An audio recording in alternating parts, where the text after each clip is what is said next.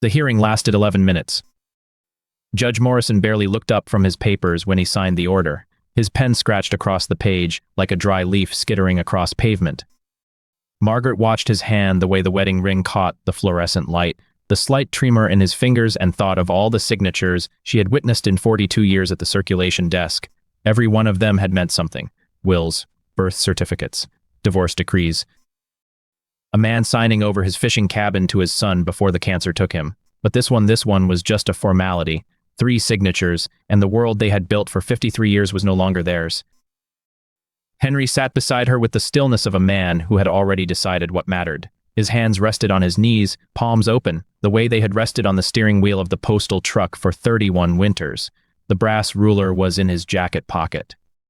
He had carried it for 57 years, since the morning his father handed it to him and said, "Measure twice, cut once." That's not about wood. Henry had never told anyone what his father meant by that. He didn't need to.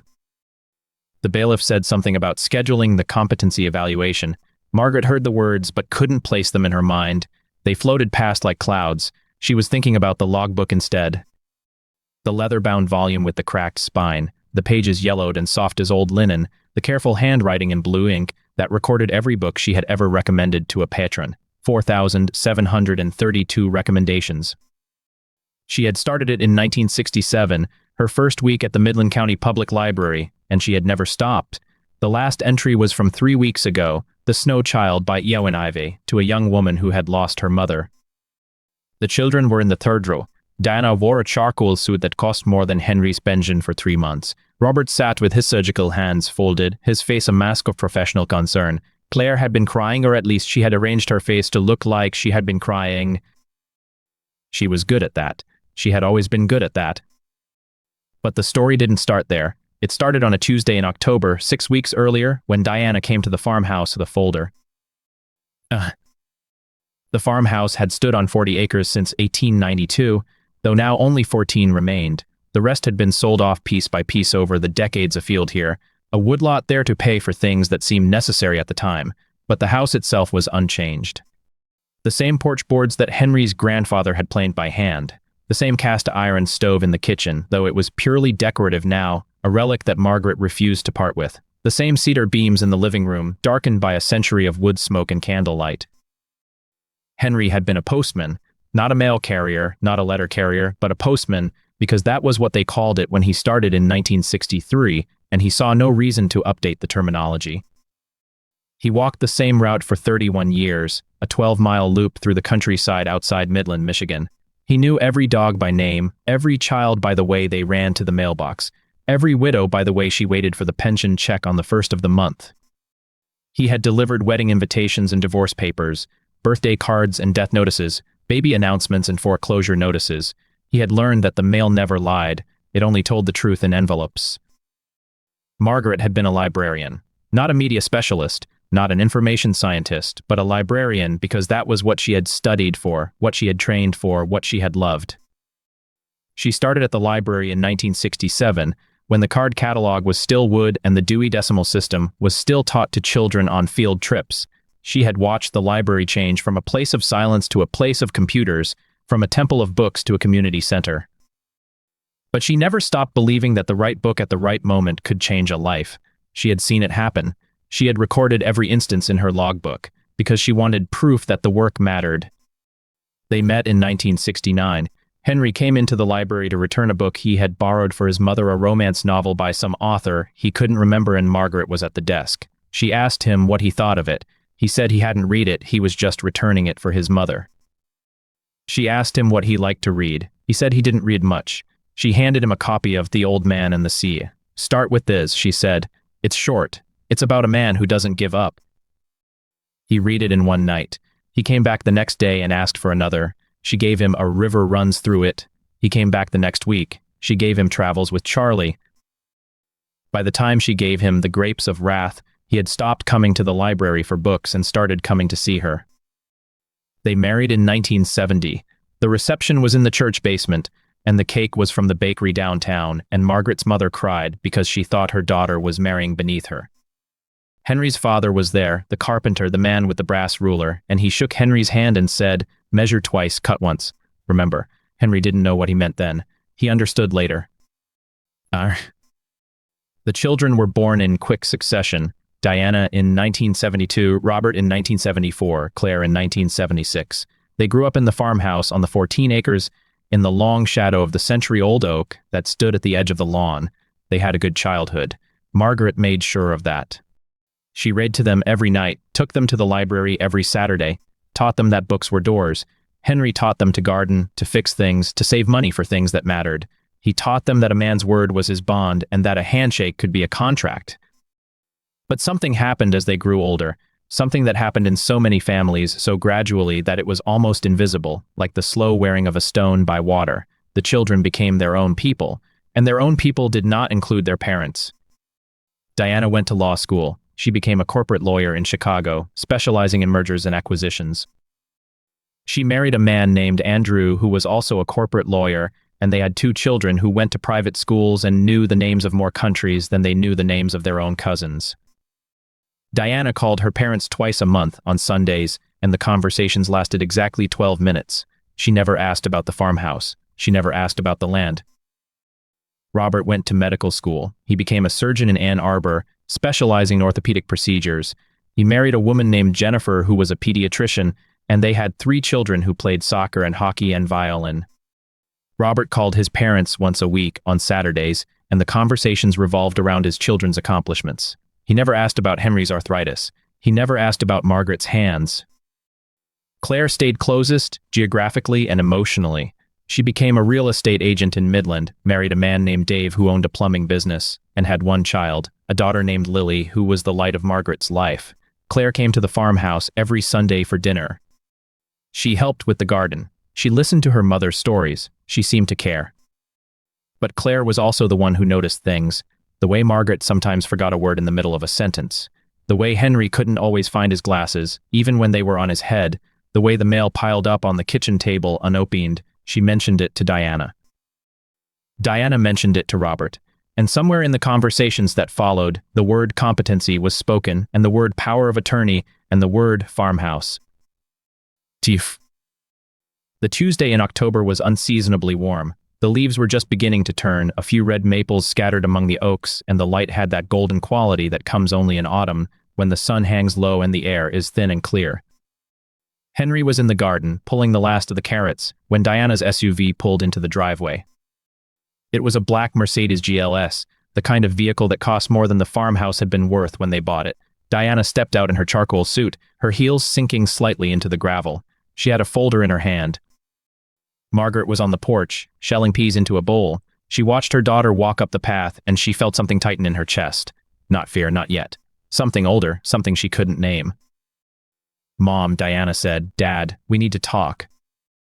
Henry came up from the garden, wiping his hands on his jeans. He saw the folder, he saw Diana's face, he said nothing.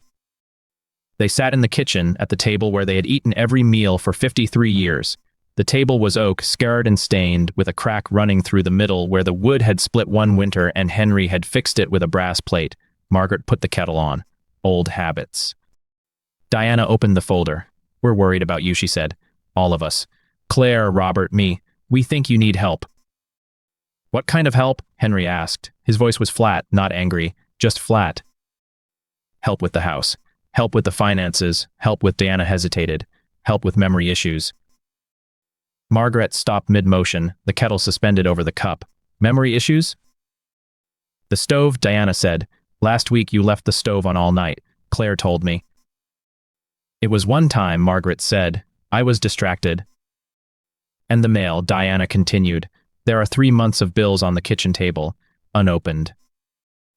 "I was getting to them." "And Dad," Diana turned to Henry, "you got lost driving home from the pharmacy last month. You were gone for 3 hours." "I took a wrong turn," Henry said. "It happens." "It happens more often than it should," Diana said. She pulled out a document from the folder. "We've filed a petition for guardianship." The word hung in the air like smoke. "Guardianship," Margaret repeated. "You want to be our guardian." "We want to make sure you're safe," Diana said. "That's all. The petition is just a formality. The court will appoint a guardian ad litem to evaluate you. If everything is fine, nothing changes. But if there are issues, we can manage them." "Issues," Henry said. You mean the farmhouse? Diana's face flickered. The farmhouse is part of it. You're both in your late 70s. The house needs repairs. The land needs maintenance. We think it might be time to consider selling. Selling, Margaret said. The word felt like a physical blow. This house has been in Henry's family for 130 years. I know, Mom, but it's too much for you. You need to be in a facility where you can get care. A facility, Henry said. You mean a home? A retirement community with assisted living options. Somewhere nice. Nice, Henry said. He stood up from the table. Get out. Dad. I said get out. Diana looked at Margaret as if expecting her to intervene. Margaret said nothing. She was looking at the brass plate on the table, the one Henry had used to fix the crack, and she was thinking about the morning he had installed it, the way he had measured twice and cut once, the way he had said, "This table will outlast us all." Diana left. The SUV crunched out of the driveway. The kettle boiled. Margaret poured the water. They can't do this, she said. Can they? Henry sat back down. They can try. The petition was served 3 weeks later. A process server in a polo shirt handed Henry the papers at the door, and Henry took them without a word, and when the man asked if he understood what he was receiving, Henry said, "I understand." The papers were thick. Legal jargon in 12-point font, page after page of allegations and citations and statutory references. Margaret tried to read them but couldn't make sense of the language. It was like trying to read a foreign language she had once been fluent in but had forgotten. The allegations were specific: memory lapses, confusion, failure to manage finances, potential for self-harm. The children had documented everything: the stove, the mail, the wrong turn, the forgotten appointments, the misplaced glasses. They had built a case out of small things, ordinary things, the kind of things that happen to everyone over 70, but that could be made to look sinister when presented in the right light. Henry called a lawyer, a man named Harold Klein who had been practicing family law in Midland for 40 years and who remembered Henry from the postal route. Harold came to the farmhouse and read the petition and shook his head. "This is strong," he said. "They have documentation. They have witnesses. The court will appoint a guardian ad litem, and if the guardian recommends guardianship, the judge will almost certainly grant it." "Can we fight it?" Henry asked. "You can, but it will cost, and you'll need to demonstrate that you're capable of managing your own affairs. Do you have all your financial records? Your medical records? Your—" "Everything," Margaret said. "We have everything." Harold looked at them. "Are you sure? Because if there's anything you've missed, anything they can use against you—" "We have everything," Henry repeated. But he was thinking about the envelope. The envelope had been sealed for 40 years. It was in a safe deposit box at the Midland Savings Bank, the same bank where Henry had opened an account in 1963 with his first paycheck from the post office. The box was number 117. Henry was the only signatory. Margaret knew about it, but she didn't know what was inside. Henry had told her, the day he put it in the box, "If anything happens to me, go to Paul Weiss. He knows what to do." Paul Weiss was a notary public who had worked at the bank since 1965. He was 82 years old now, still sharp, still coming to work every day because he didn't know what else to do with himself. He had notarized the envelope in 1984, the same year Henry sealed it, and he had never asked what was inside. That was the kind of notary Paul Weiss was. The envelope contained a document that Henry had written by hand on a single sheet of paper in the careful cursive he had learned in elementary school. The document was a deed of trust, transferring the 14 acres and the farmhouse to a trust that would be managed by not the children, not Margaret, but a third party, an entity that Henry had established through a lawyer he had met once and never seen again. The document was valid. It had been notarized. It was filed with the county clerk. It was technically ironclad. But Henry had never told anyone. Not Margaret, not the children, not the lawyer he had just hired. The envelope had sat in the safe deposit box for 40 years, accumulating dust and mystery, and Henry had never once considered opening it. Until now. The night before the hearing, Henry couldn't sleep. He lay in bed beside Margaret, listening to her breathe, watching the moonlight move across the ceiling. The brass ruler was on the nightstand. He picked it up, felt its weight, ran his thumb along the edge where the numbers were stamped into the metal. His father had given it to him in 1967, the year Henry started at the post office. Measure twice, cut once, his father had said. That's not about wood, it's about people. You measure them twice before you cut them out of your life. Henry had never understood what his father meant. He understood now. He thought about the children. Diana, who had been born on a snowy night in February, the roads too bad for the hospital, so Margaret had delivered her in the farmhouse with a midwife and a neighbor who had done this before. Diana, who had taken her first steps in the living room, who had learned to read from the books Margaret brought home from the library, who had said she wanted to be a lawyer because she wanted to help people. Robert, who had been born 2 years later, a summer baby, easy and calm, who had never cried much, who had grown into a quiet boy who loved to take things apart and put them back together. Robert, who had said he wanted to be a doctor because he wanted to fix things. Claire, the youngest, born in 1976, the bicentennial year, who had been colicky and demanding and full of a fierce, bright energy that never dimmed.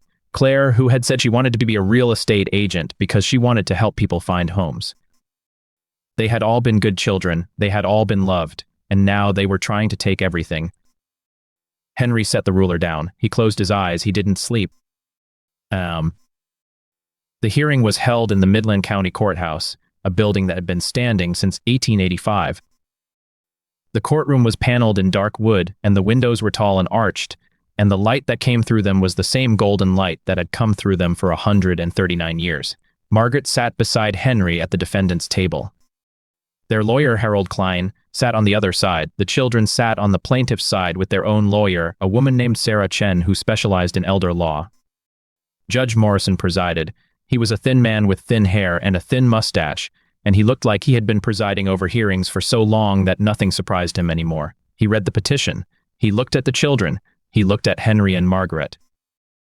"Mr. and Mrs. Kowalski," he said, "you've been served with a petition for guardianship.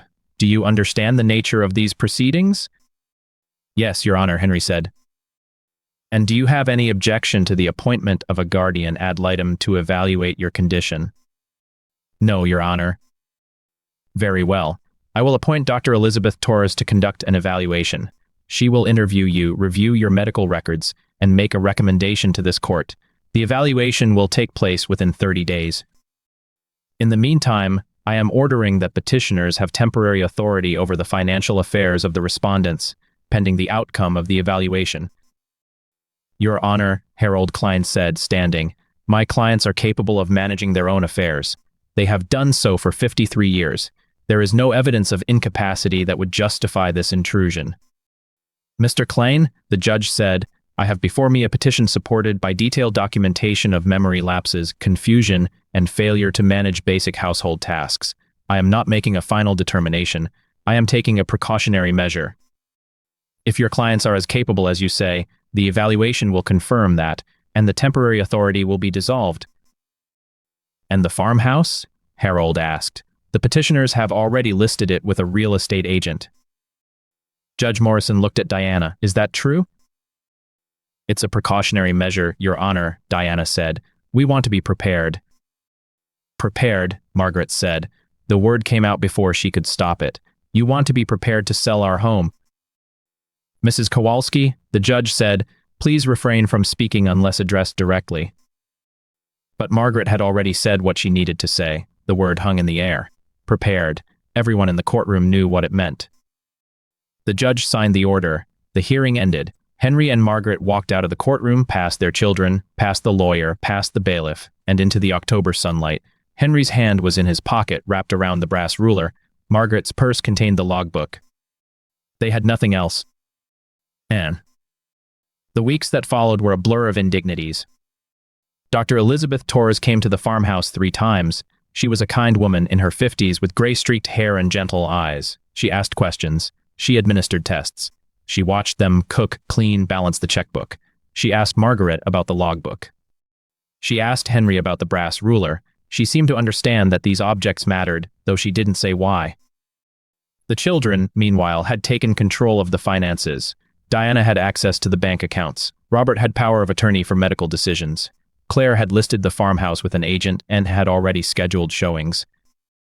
Henry and Margaret were told by their lawyer that they could not prevent the showings. The temporary authority granted the children the right to manage the property. If they wanted to show the house, they could show the house. There was nothing Henry and Margaret could do. The first showing was on a Saturday. A young couple came through, the wife pregnant, the husband carrying a clipboard. They walked through the living room, the kitchen, the bedrooms. They commented on the original woodwork. They asked about the age of the roof. They left without making an offer. Henry sat on the porch the entire time. He didn't speak, he just watched. Margaret stayed in the garden, pulling weeds, her hands in the dirt. She had learned over the years that the earth was the only thing that never betrayed you. You put a seed in the ground and it grew. You pulled a weed and it stayed pulled. There was no deception in the soil. The second showing was on a Wednesday. A retired couple from Detroit, looking for a weekend place. They walked through the house, the wife making notes, the husband peering at the foundation. They asked about the well. They asked about the septic. They left without making an offer. The third showing was on a Friday. A man in a business suit with a real estate agent who wore too much perfume. The man walked through the house in 10 minutes. He asked about the acreage. He asked about the zoning. He made an offer. The offer was for $900,000. The children accepted it. Henry and Margaret were told at a meeting with their lawyer. Harold Klein sat across from them at his desk, his face grave. "They've accepted an offer," he said. "The closing is scheduled for December 15th. "Can we stop it?" Margaret asked. "I'm filing a motion to revoke the temporary authority, but the hearing won't be until January. By then, the sale will have closed. So there's nothing we can do." "There's one thing," Harold said. "You can fight the guardianship petition. If you win, you can sue to reverse the sale. But that will take years, and it will cost more than the house is worth." Henry was quiet. He had been quiet for weeks. Margaret looked at him, and she saw something in his eyes that she hadn't seen in a long time. Not defeat, something else. "Henry," she said, "what are you thinking?" He didn't answer. He reached into his pocket and pulled out the brass ruler. He laid it on the desk, flat, the numbers facing up. "I'm thinking about my father," he said. "I'm thinking about what he told me." "Measure twice, cut once," Margaret said. "Yes." "What does that mean, Henry? What did he mean?" Henry picked up the ruler. He ran his thumb along the edge. "He meant that you don't cut someone out of your life until you've measured them twice, until you're sure, until you've given them every chance." And I've given them 53 years. The eviction notice came on a Tuesday in November. It was taped to the front door, a white sheet of paper with official letterhead. Margaret found it when she went out to get the mail. She stood on the porch, reading it, and she felt something break inside her, not her heart, something deeper, something she didn't have a name for. The notice said they had 30 days to vacate the premises. The new owners wanted to take possession by December 15th. The children had arranged for a moving company to come on December 1st to pack their belongings. They were allowed to keep personal effects, furniture, and household goods. The house itself would be transferred to the new owners at closing. Henry came out and stood beside her. He read the notice over her shoulder. He said nothing. "We have to leave," Margaret said. "Yes." "Where will we go?" "I don't know." They went inside. Margaret sat at the kitchen table, the logbook open in front of her. She turned the pages, reading the entries, remembering the people she had recommended books to. The young mother who had lost her child. The old man who had read Moby Dick 3 times. The teenager who had discovered poetry. The woman who had asked for something to help her understand her husband's depression. 4,732 recommendations. 4,732 moments when a book had been exactly what someone needed. Henry went to the bank. Yeah. The Midland Savings Bank was a small building on Main Street, built in 1920, with a brass clock above the door and a floor of black and white marble. Henry had walked through those doors every week for 60 years. He knew every teller by name. He knew the vault combination. He knew the location of safe deposit box 117. Paul Weiss was at his desk, as he had been every day for 58 years. He was 82 years old, with a white mustache and glasses that sat low on his nose. He looked up when Henry walked in. "Henry," he said, "it's been a while." "I need the box," Henry said. Paul nodded. He led Henry to the vault, unlocked the gate, and watched as Henry inserted his key. The box slid out, metal and cold. Henry took it to a small room with a table and a chair. He sat down. He opened the box. Inside was the envelope, sealed, yellowed, the wax seal still intact, a dark red circle with the initials HDU pressed into it. Henry picked it up. He felt its weight.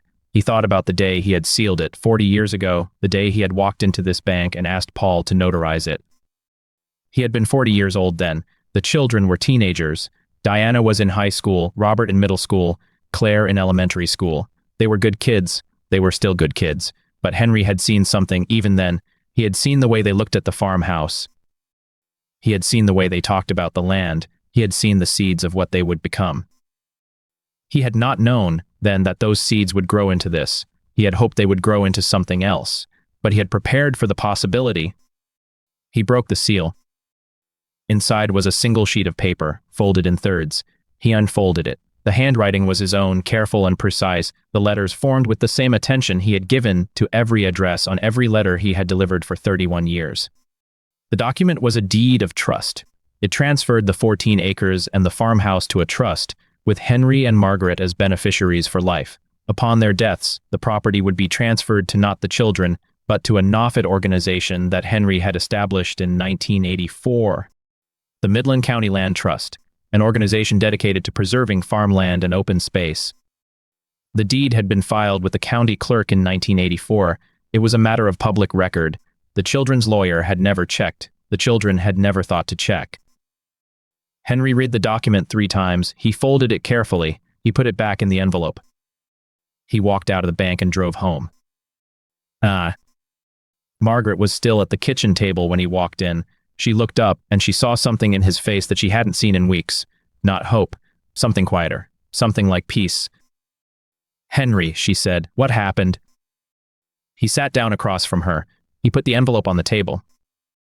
40 years ago, he said, I did something. What? I put this in the safe deposit box. I told Paul Weiss that if anything happened to me, he should give it to you. But I never told you what it was. What is it? He pushed the envelope across the table. Open it. Margaret opened it. She read the document. She read it twice. When she looked up, her eyes were wet. Henry, she said, you knew they would do this. I hoped they wouldn't, but I wanted to be ready. She reached across the table and took his hand. What do we do now? We call Harold. We tell him to file a motion to dismiss the petition. We show him this. And the sale? The sale can't go through. The property is in a trust. The children can't sell it. They never could. Margaret looked at the envelope. She looked at the brass ruler on the kitchen counter. She looked at the logbook open in front of her. All these years, she said. All these years, and they never knew. No, Henry said. They never thought to ask. And the motion was filed the next day. Harold Klein walked into the courthouse with the deed of trust in his hand. He filed a motion to dismiss the guardianship petition and a motion to revoke the temporary authority. He attached a copy of the deed. He requested an emergency hearing. Judge Morrison granted the hearing for the following week. Diana received the notice at her office in Chicago. She read it and felt something she had never felt before. Not anger, not fear. Something colder. Something like the first moment of understanding that you have made a terrible mistake. She called Robert. She called Claire. She told them about the deed. What does it mean? Claire asked. It means the farmhouse is in a trust, Diana said. It means we can't sell it. It means she stopped. It means what? It means they thought of this. 40 years ago, they thought of this. The hearing was held on a Monday in December. The snow had started falling the night before, and the courthouse was covered in a blanket of white that muffled every sound. The courtroom was the same one, the dark wood, the tall windows, the golden light that had come through them for 139 years. But something was different. Henry and Margaret sat at the defendant's table, but they were no longer defendants. They were petitioners now. They had filed a motion to dismiss, and they had evidence that the children's claims were based on a false premise. Judge Morrison looked at the deed. He looked at the children. He looked at Henry. Mr. Kowalski, he said, this document was executed in 1984. Yes, Your Honor. And it was notarized by Paul Weiss? Yes. Did you ever inform your children of its existence? No. Why not? Henry was silent for a moment. He reached into his pocket and pulled out the brass ruler. He laid it on the table in front of him. Because I wanted to see what they would do, he said. I wanted to see if they would ask. I wanted to see if they would care enough to ask. And they didn't. No, they didn't. Judge Morrison looked at the children. Diana was pale. Robert was staring at the table. Claire was crying, real tears this time, the kind you can't fake. Mr. and Mrs. Kowalski, the judge said, I am dismissing the guardianship petition. I am revoking the temporary authority. The sale of the property is void, as the property was never yours to sell. Your children have acted in bad faith, and I will be referring this matter to the State Bar Association for investigation of ethical violations. He paused. I am also ordering that your children pay your legal fees and costs, and I am issuing a protective order barring them from contacting you without your consent. Diana stood up, Your Honor. Sit down, Miss Kowalski. She sat down. The hearing is adjourned. They walked out of the courthouse into the snow. It was falling heavily now, big flakes that caught the light and turned it into something soft and white and clean. Henry put his arm around Margaret. She leaned into him. What now? She asked. We go home. Home? The farmhouse. It's still ours. It's always been ours. They drove back in silence. The roads were covered, but Henry knew every turn, every curve, every mile. He had driven these roads for 60 years. He could drive them blind. When they pulled into the driveway, the farmhouse was covered in snow. The porch was white. The oak tree was white. The garden was white. It looked like a photograph from another century. Henry helped Margaret out of the car. They walked up the path, their footprints the only marks in the snow. In the kitchen, Margaret put the kettle on. Henry sat at the table. The brass ruler was in his hand. The logbook was on the counter. The envelope was on the table, the deed inside it, the wax seal broken. Henry, Margaret said. Yes? Did you know? Did you know they would do this? He was quiet for a long moment. Then he said, I knew they might. I hoped they wouldn't. But I wanted to be ready. You were ready for 40 years. Yes. She poured the water. She sat down across from him. She picked up the envelope and looked at it, the yellowed paper, the broken seal, the handwriting that had been waiting for 4 decades. What do we do now? She asked. He looked at the ruler. He looked at the logbook. He looked at the envelope. We live, he said. We live in our house. We read our books. We tend our garden. And we don't answer the phone. That's it? That's enough. But there was something else. That night, after the snow had stopped and the moon had risen, Henry went to the basement. He had not been down there in months, not since the arthritis in his knees had made the stairs too painful. But tonight he went. He turned on the light. The basement was the same as it had always been: exposed beams, concrete floor, shelves lined with jars of canned vegetables and boxes of Christmas decorations. But there was something in the corner that he had forgotten about. A trunk, old, wooden, bound in brass. He knelt down, his knees protesting. He opened the trunk. Inside were papers. Old papers, yellowed and brittle. Letters, photographs, documents. And at the bottom, wrapped in cloth, a box. He lifted it out. He unwrapped it. Inside was a medal. A bronze star, his father's medal from the war. The one his father had never talked about. The one he had kept in this trunk for 60 years, never showing anyone, never explaining. But there was something else. A letter, folded and sealed, addressed to Henry in his father's handwriting. Henry opened it. He read it by the single bulb of the basement light. Henry, if you're reading this, I'm gone. I'm sorry I never told you about the war. I'm sorry I never told you about a lot of things. But I want you to know this. The brass ruler I gave you was my father's.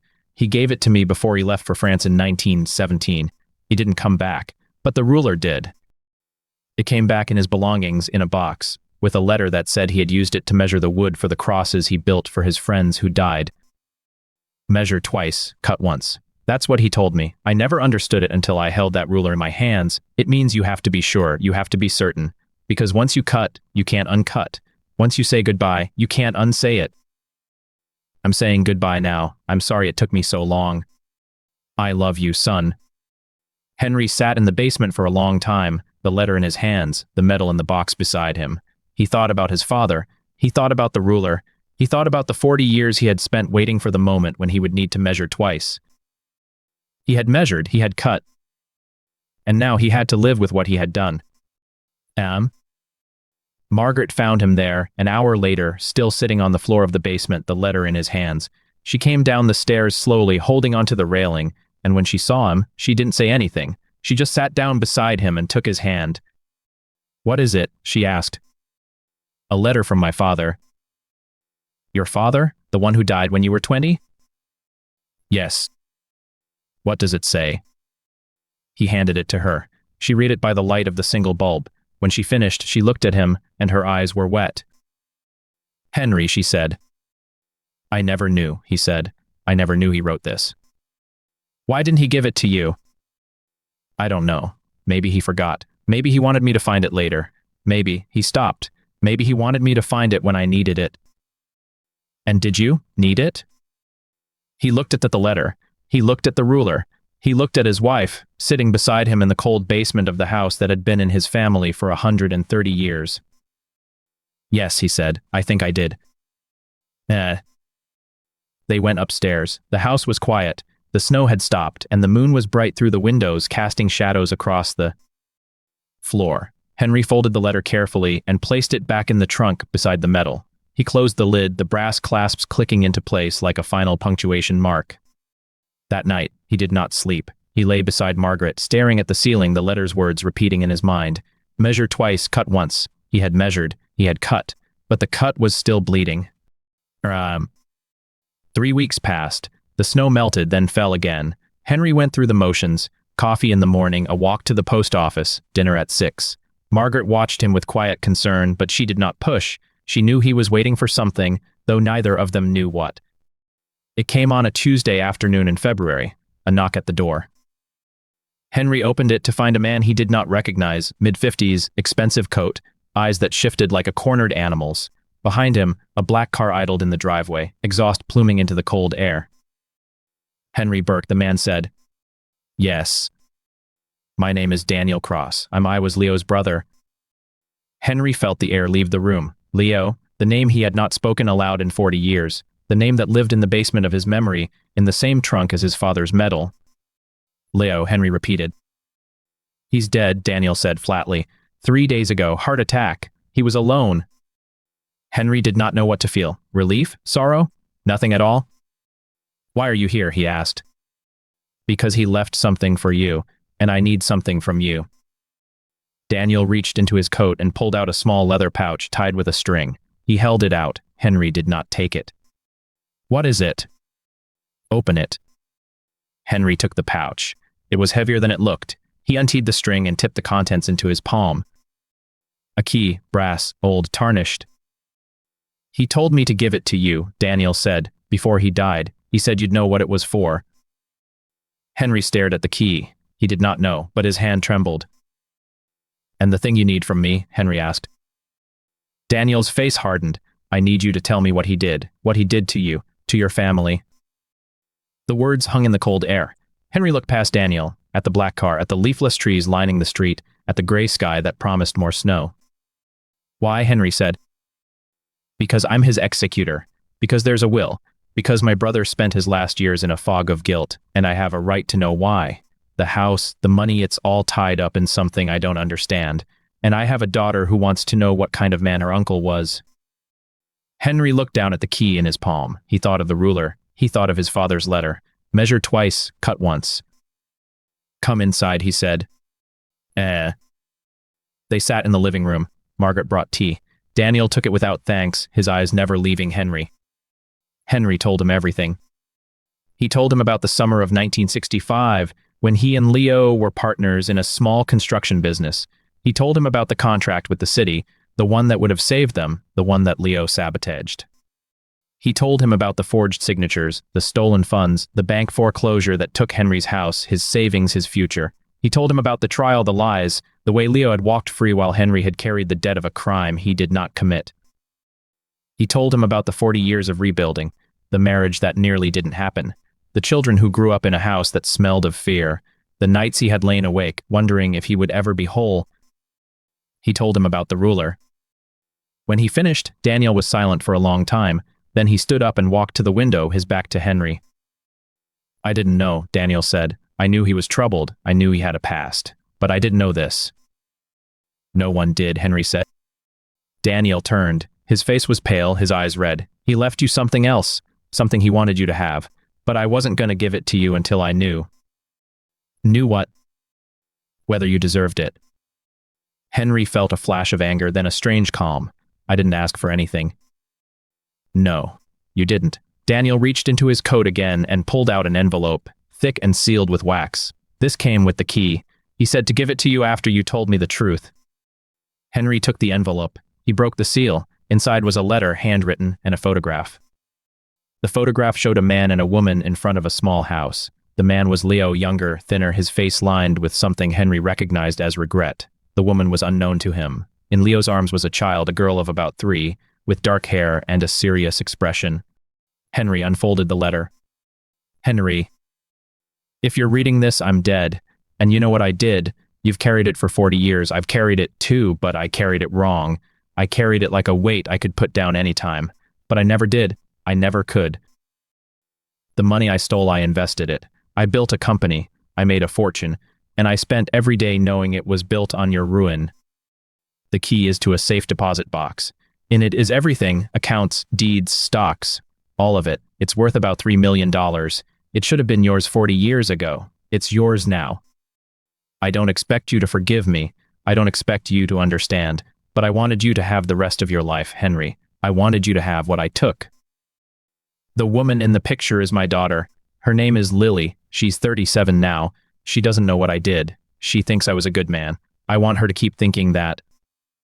You can do whatever you want with the money, but I ask you one thing. Don't tell her. Let her remember me the way she needs to. I'm sorry. I'm so sorry. Leo. Henry read the letter twice. Then he set it down and looked at the photograph. The child, Lily, stared back at him with eyes that held no guilt, no knowledge, no debt. She's my niece, Daniel said quietly. Leo's daughter. She lives in Seattle. She's a teacher. She has 2 kids. She doesn't know any of this. And you want me to keep it that way, Henry said. I don't know what I want. Daniel sat down heavily, his elbows on his knees.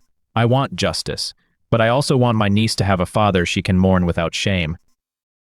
Henry looked at the key. He looked at the letter. He thought of the ruler, of the measure of the cut. Then that's what she'll have, Henry said.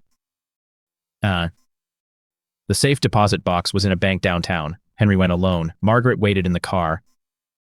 The box was small, metal, anonymous. Inside were documents bound in ribbon, stock certificates, bank statements, a deed to a piece of land in Vermont that Henry had never seen. And at the bottom, a single object, a small wooden cross, no larger than his hand, carved from a single piece of wood. On the back, in Leo's handwriting, were the words, "For Henry, measure twice, cut once." Henry held the cross for a long time. Then he closed the box, returned it to the teller, and walked out into the cold afternoon. Act 6 ended not with a confrontation, but with a decision. Henry did not burn the money. He did not donate it. He did not tell Lily. Instead, he found her. It took 3 weeks. She lived in a small house in a quiet neighborhood in Seattle. Her name was Lily Cross, and she taught history at a local high school. She had her father's eyes, but none of his guilt. Henry sent her a letter. No return address, just a few lines. Dear Lily, I knew your father. He was a complicated man, but he loved you. I know that because he told me. He wanted you to have this. It belonged to him. It belongs to you now. With respect, a friend. He enclosed the small wooden cross. He did not sign his name. A month later, a package arrived at Henry's house. No return address. Inside was a photograph, Lily, her husband, and her 2 children, standing in front of a school. On the back, in neat handwriting, "Thank you. I don't know who you are, but I know he would have wanted me to have it. I'll keep it always." Henry put the photograph in the trunk, beside the medal and the letter from his father. Then he closed the lid. Act 7 came quietly, like the end of a long winter. Henry and Margaret sat on the porch of the old house. It was April now. The snow had finally melted, and the first green shoots were pushing through the dark soil. The air smelled of damp earth and possibility.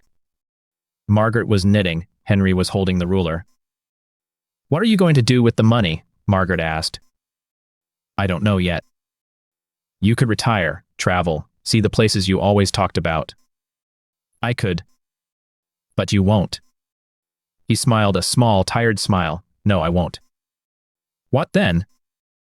He looked at the ruler.